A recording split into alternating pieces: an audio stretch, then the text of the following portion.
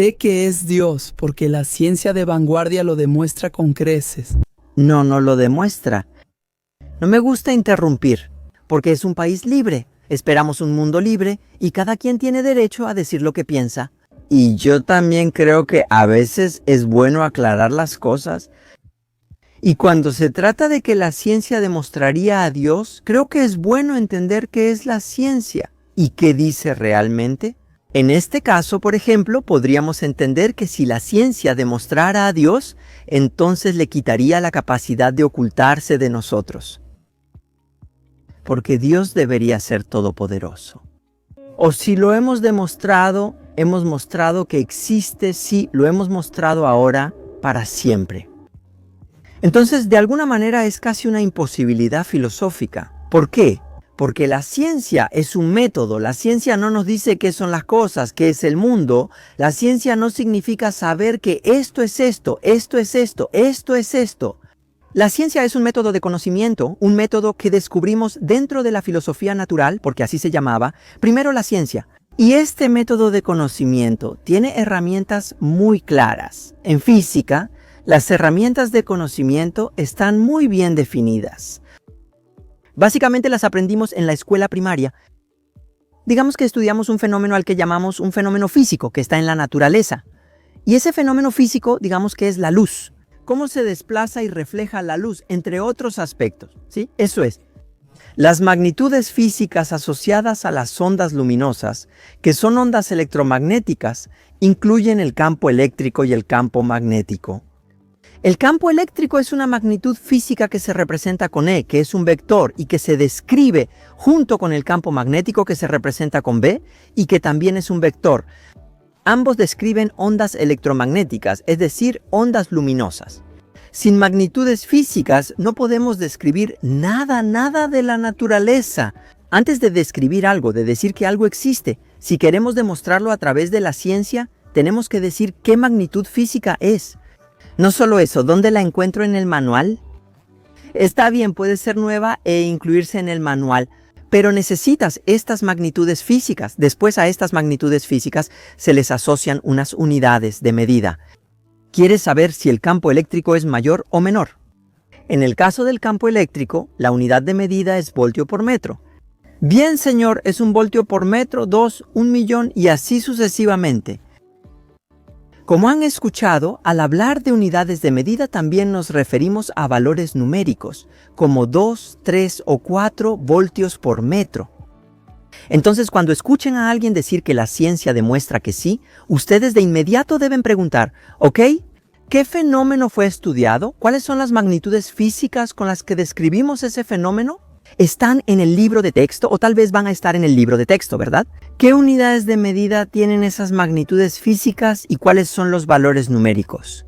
Por eso, digo yo, a menudo, me imagino que la física describe el mundo a través de una especie de vestimenta, y esa vestimenta es, en esencia, esta colección de magnitudes físicas que tienen asociadas unidades de medida y que vienen con valores para esas unidades de medida. Y ojo, todas las ciencias usan el mismo método, no solo la física. En mi opinión, la física es la base, pero también están la química, la biología y las neurociencias que usan el mismo método. Y ahora volvemos a la pregunta original. ¿Qué significaría que la ciencia demostrara la existencia de un Dios? En esencia, es describirlo con estas herramientas, así que tendría que decirlo, ¿de acuerdo? ¿Cuántos voltios por metro tiene el campo eléctrico de Dios si lo describo a través del campo eléctrico? Quizás sea otra magnitud física, quizás sea el campo magnético. Ok, ¿cuántos Tesla tiene Dios, no? ¿Qué unidad de medida? Si demostramos la existencia de Dios, ok, ¿cuál es la unidad de medida que usamos en esa demostración? ¿Cuál es el valor? ¿Se dan cuenta que le damos una forma de Dios tan incrustada que cualquier persona cercana a la religión va a reconocer lo absurdo de un enfoque así? Porque eso no es así. No puedes demostrar a Dios así, con unas fórmulas matemáticas, ni incrustarlo en unas magnitudes físicas y hacerle una demostración para la eternidad, de la que el pobre no puede salir. Entonces, este es el primer punto. Si entendemos este método científico, entenderemos que en esencia es inadecuado, es decir, no es apropiado, para demostrar la existencia de un creador que, en esencia, está por encima de todas estas cosas. De hecho, incluso más que eso. Y de eso es de lo que vamos a hablar ahora. Hablamos de un creador personal. ¿Sí? Porque el Dios de las religiones es casi siempre un Dios personal, que tiene, en esencia, aspectos completamente diferentes a estas unidades de medida. Sí, magnitudes físicas como campo eléctrico, campo magnético, etc. Quizás sonó muy filosófico. Espero que hayas entendido la esencia, porque no sé qué decir. Esa esencia la comprendes al trabajar con la ciencia y entender el método científico, así como sus limitaciones. Pero volvamos a estas formas de demostrar la existencia de la divinidad.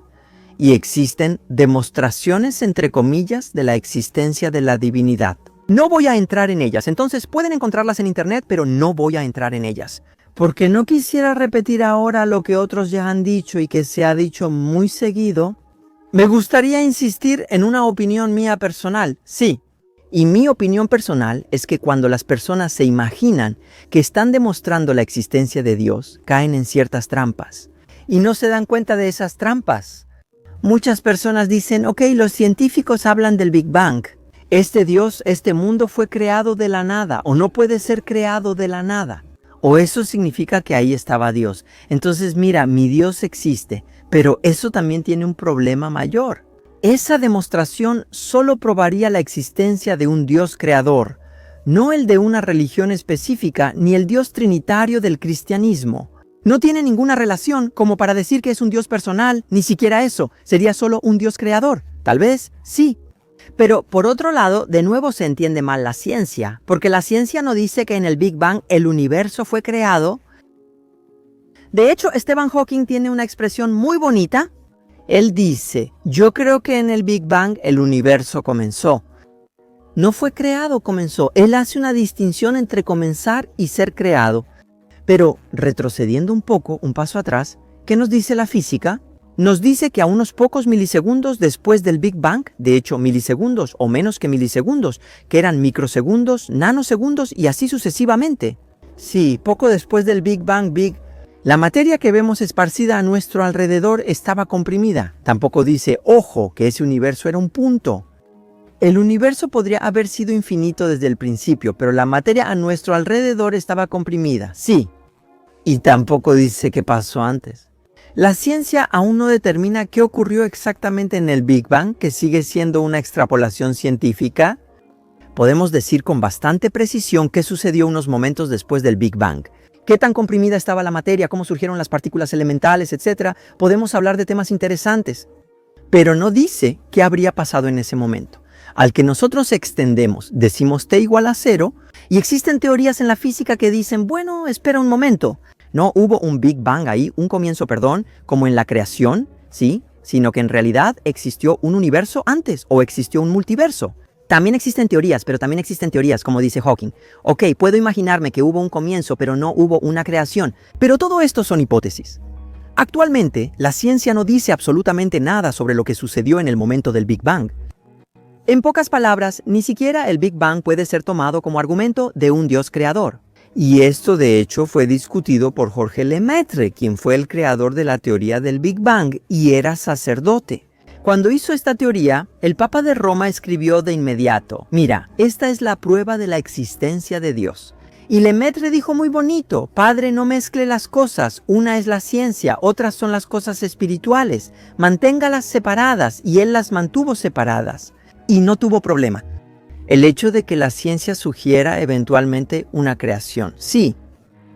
Eso sí, puedes pensar, porque puedes pensar en ello. Ok, existió el Big Bang, pero aún así no debería haber habido un momento cero en el que las cosas fueron creadas. Eso es solo una sugerencia. Después están los argumentos de diseño. Diseño inteligente, intelligent design, así se dice en inglés. O sea, miras cierta cosa del universo y dices, oye, esto está demasiado bien ajustado. Estas cosas están demasiado bien ajustadas en el universo como para que aparezca vida en ellas. Porque si no hubieran estado bien ajustadas, no habría aparecido vida. Si, por ejemplo, la fuerza nuclear no hubiera estado ajustada precisamente en relación con la fuerza electromagnética, los átomos no se habrían podido formar y entonces los seres humanos no habrían podido aparecer.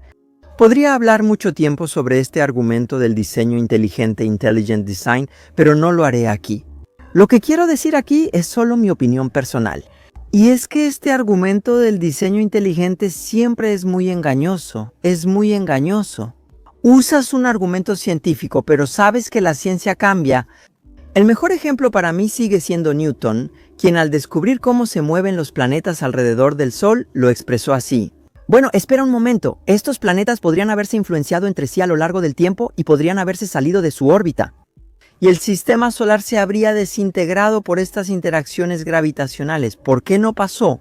¿Alguien puso al principio los planetas en el movimiento correcto? Para él, era un argumento del diseño inteligente, ya que Newton también era creyente y lo usaba para probar la existencia de Dios. Con el tiempo se demostró que este argumento no era válido. Hoy sabemos que los planetas se alinean porque todos se formaron en un disco protoplanetario, lo que provoca su alineación natural. En mi opinión, estos argumentos de diseño inteligente son bonitos y discutibles, pero suelen ser engañosos. Hay que tener mucho cuidado con ellos. Y lo último que quiero decir es que sí, la ciencia no refuta la existencia de un Dios. ¿Y por qué digo esto? No lo digo porque la ciencia no se ocupe de estas cosas, sino porque la ciencia tiene límites. Sí, Ori, uno de los límites de la ciencia es la conciencia. Y aquí tengo algunos videos, por favor véanlos, en los que abordo este límite de la ciencia. La ciencia no puede explicar científicamente qué es la conciencia, ni por qué existe la sensación subjetiva. O lo que hay detrás de la sensación subjetiva. Nosotros existimos detrás de esa sensación, sí. Entonces, la ciencia actualmente tiene una barrera muy grande. Eso se llama en inglés knowledge gap, sí, una brecha de conocimiento. Y esta brecha de conocimiento, sí, hace posible que podamos decir que actualmente no sabemos qué es la conciencia, no sabemos esencialmente quiénes somos. Y así como no sabemos por qué existe algo en lugar de nada. De la misma manera, si no sabemos quiénes somos realmente y cómo existimos y cómo ocurre esta interacción nuestra, ¿sí? Por nuestras sensaciones subjetivas. ¿Cómo aparecen en esta materia que parece carecer de sensaciones subjetivas? Sí. Entonces, mientras tengamos esta brecha de conocimiento, sí. Entonces, eso significa que, en esencia, a través de la ciencia podemos decir muy poco sobre esta parte del conocimiento. Por un lado está el conocimiento científico, mediante magnitudes físicas, unidades y valores. Como ya les expliqué, sí. Por otro lado está el conocimiento subjetivo, lo que sentimos y cómo lo sentimos. Y entonces la ciencia no ha superado, al menos hasta ahora, no ha pasado ese umbral. No ha entrado en ese mundo subjetivo, aunque la ciencia dice que existe una conexión entre los dos. Porque vemos, sí, cuando una neurona del dolor envía señales, yo siento dolor. Cuando tomo medicamentos, esa es la parte científica. Eso afecta la forma en que soy y siento. La ciencia afirma que hay algunos puentes, pero nadie lo sabe con certeza. ¿Cuáles son esos puentes por los que te mueves del mundo físico? Sí, en el mundo de las sensaciones subjetivas, y tanto que este mundo de las sensaciones subjetivas, detrás del cual en realidad está el yo, sí. Mientras este mundo no sea investigado actualmente por ninguna forma de ciencia, todavía no sabemos cómo llegar ahí. Sí, entonces este mundo tiene la libertad incluso de un Dios personal.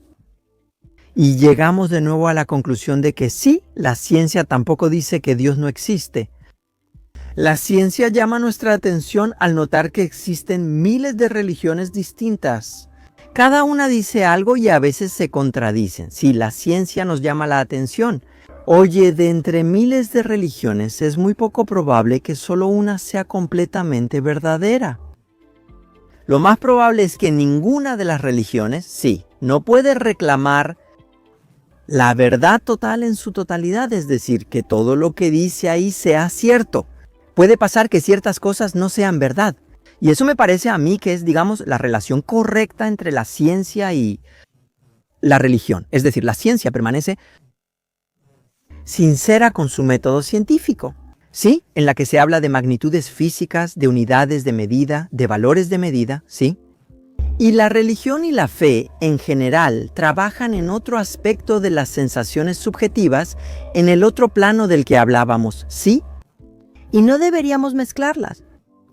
Cuando se habla de energías cósmicas, y miren, aquí les voy a dar otro ejemplo, tal vez sí.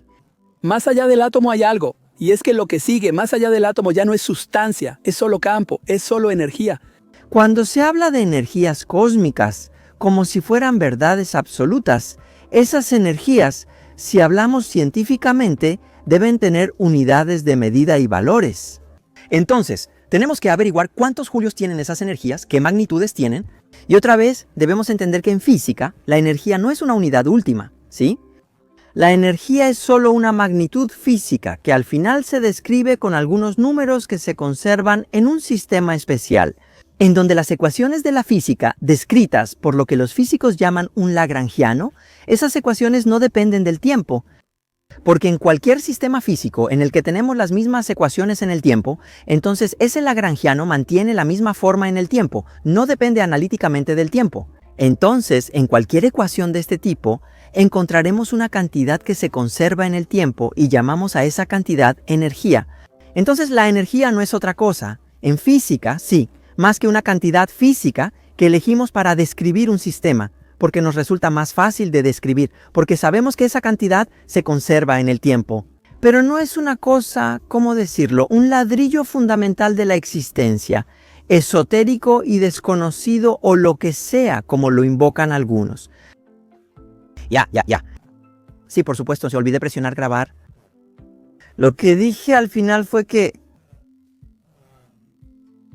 me interesa este aspecto porque he leído mucho.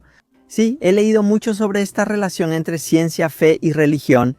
Y si lo hago, será una serie, no sé, creo que de unos 6 o 7 videos, porque ambas son muy interesantes. Y no solo interesantes, yo diría que relevantes. Porque tanto la ciencia como la religión sí juegan un papel, ojo, no solo en la sociedad, sino también en el alma de muchos de nosotros. Y entonces lo que quiero decir al final con este video es que no está bien mezclar estos dos ámbitos. En esencia, eso es todo. No podemos decir que la ciencia ha probado la existencia de Dios, ya que en realidad no lo ha hecho. Y ni siquiera cuenta con las herramientas para probarlo. No puede demostrar un Dios creador, incluso si descubre que el Big Bang fue en cero y apareció de la nada. No tiene las herramientas para demostrar que detrás de esa creación hay un creador. Mucho menos tiene las herramientas para demostrar que ese creador es un creador personal. Y con esto me detengo aquí. Si no se han suscrito, pueden hacerlo ahora mismo presionando este botón de suscripción. No olviden también Patreon, ahí les respondo en privado por WhatsApp con mensajes de video y audio a sus preguntas. Hasta la próxima, soy Cristian Presura, ustedes son geniales. Adiós.